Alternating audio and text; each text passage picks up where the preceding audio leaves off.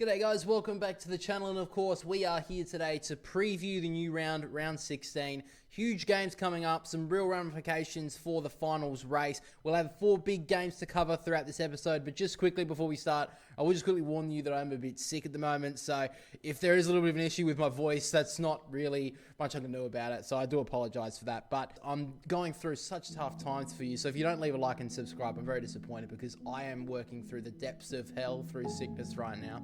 So you guys have to, through sympathy, give me a like and subscribe. Shut up, bitch! But obviously, let's get into the games. First of all, I want to take a look at the Power up against Carlton. So both teams coming off very disappointing performances last week. Carlton was probably the worst off, but don't underestimate the response from the Power. Now, Carlton need to fix up their ball movement if they're any chance of winning this game, and Port Adelaide need to lift their pressure. Last week, Carlton kicked backwards way too often. It only looked good in the last quarter when they were on full attack, when they really had nothing else to lose. While both teams had a scoreboard flatter them quite a lot through the end of the game, the loser of this game is all but certain to be out of finals contention. Now, despite Amadi kicking 6 behind and missing everything on a few occasions, he looked pretty dominant in the air against Port Adelaide, which I think would be a bit concerning with the likes of Curnow and McGovern up forward.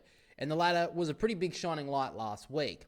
Now, the Power could have both Alia and Wines return this week, which would be a massive boost for them as they were sorely missed against the Swans, while Carlton aren't really expecting a lot back this week, so they're going to have to dive into the depths of the VFL for a response. Now, both teams will respond in my opinion. However, I will be picking Port Adelaide on the fact that they're in better form in more recent times, and the Power is honestly the best response team in the competition. And I think Ken Hinkley would be bitterly disappointed with the effort the Power showed last week, and I think they'll have fire in their bellies in my opinion.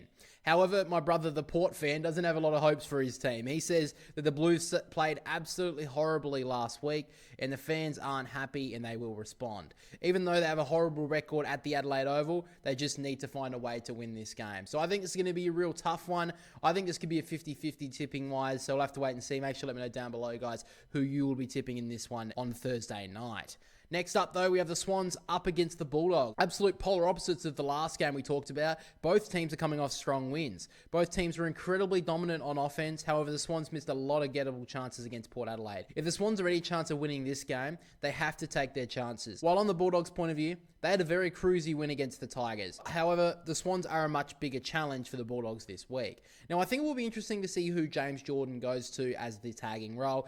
Against Port Adelaide, he did a reasonably good job on Connor Rozee, but I think this week he has to lock down Ed Richards. This guy generates so much score for the Western Bulldogs that if Sydney don't stop him, I really can't see a way whether Sydney win this game. And probably the biggest matchup in football right now is who goes to Sam Darcy. Now, I think it's probably going to be Tom McCartan at this stage. Since going back throughout the early parts of the year, I think he's been incredibly underrated, Tom McCartan. He kept Georgiades to 1 goal in the first 3 quarters and pretty much had 0 impact in that game. So I think he simply has to go to Sam Darcy. However, I really can't see a way that Sydney can be able to stop him. He's just too tall and he's such a great contested mark. So with the Bulldogs being in good form at the moment and being lethal in attack, I have to pick the Doggies with the tip. Their attacking game will be too strong for the Swans and their defence will be fine up against the shoddy Swans forward line, which is just starting to come back together over the last week or so. Now, my brother has also said that he is tipping the Bulldogs, but he has mentioned the Swans have played well over the last couple of weeks, but coming up against one of the best forwards in the competition in Darcy and an elite midfield. These have always been close contests, but they have to stop Darcy if they're going to have any chance, which he doesn't think they can do. Next up on Saturday, we have the Gold Coast up against Melbourne. Both teams coming off disappointing losses in their last matchups. Melbourne against Port Adelaide and the Gold Coast up against the Giants. Now, the Gold Coast lost one of the most unlosable games last week that I've ever seen in football. But before that point, they were brilliant in the first 3 quarters against the Giants. But before the Giants game, they did lose their previous 2 matchups against the Cats and the Dockers. So the Gold Coast have lost their last 3. While Melbourne, before their bye, had lost their last 3 games as well. 2 of those games were against teams that were really around the mark with them. And is where I have some concerns around the Ds. Before that point, they were in ripping form, smashing the Swans and beating the Lions away. But it seems that the way to stop the Demons at the moment is to stop Cozzy Pickett. Now, the Gold Coast don't exactly have a recognised tagger if he runs through the middle. But up forward, I think Bodie Hewland is the perfect matchup for him. So if Melbourne can't win ball from stoppage and have Pickett carry the team over the line, I really can't see a way where the Demons can get this done. So the fact that this game is on the Gold Coast, how good they were in the first 3 quarters last week, I'm going to be going with the Suns. Dimmer Hardwick won't let the last quarter define his team, so I expect a big response this week, and the Gold Coast will get a comfortable win. My brother's gone the same way. He said that the Suns at home need to show why they want to play finals in 2025. Their defense should be good enough to hold up against the D's forward line, and they should be well comfortable to win this game on response, which I agree with.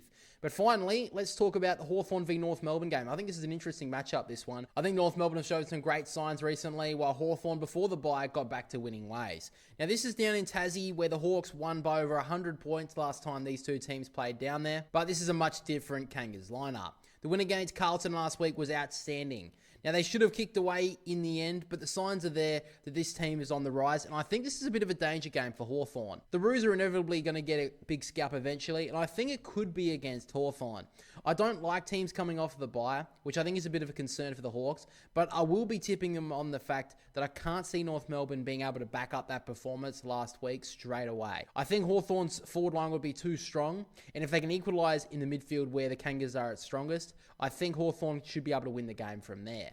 Now, my brother has said that both teams know the Tassie conditions very well. He's just going with the Hawks based on them playing there over the last few weeks and should be acclimatised a bit more to the conditions. So, overall, I think it's going to be an interesting game, that one. I am picking the Hawks, but I don't think it's too far away for North Melbourne to get a big scalp. At the moment, they've beaten up some teams down below them, and Carlton's probably their biggest scalp of the year. Not exactly a big one yet, though, but I think it's not too far away for North.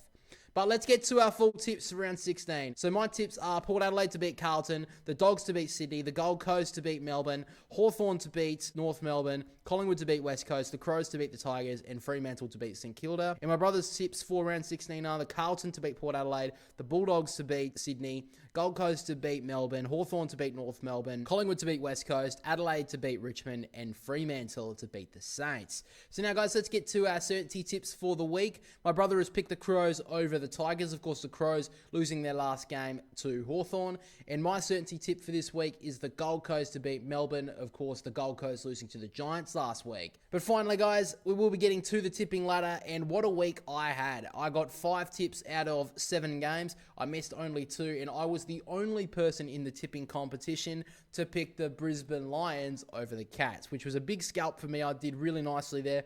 Probably should have got another couple of tips if I was a little bit more stronger in my views on my Swans. However, still a very good week. I jumped up 3 spots. I am only 14 tips away from Leviticus, who is still sitting up the top. Has used his joker in a very comfortable position right now. 14 tips in front of me, but hey, if I can get a big round, I think I may even use it next week, little spoilers for you guys, but if I can get a 8-tip week or even a 9-tip week, get double the points, I could be in front by the end of next week. That would be massive for the channel, guys, if I could hit top spot. But at this stage, Leviticus still holds the top spot. Only got 3 last week, so had a bit of a drop-off for him. The boy from SNB is still in second.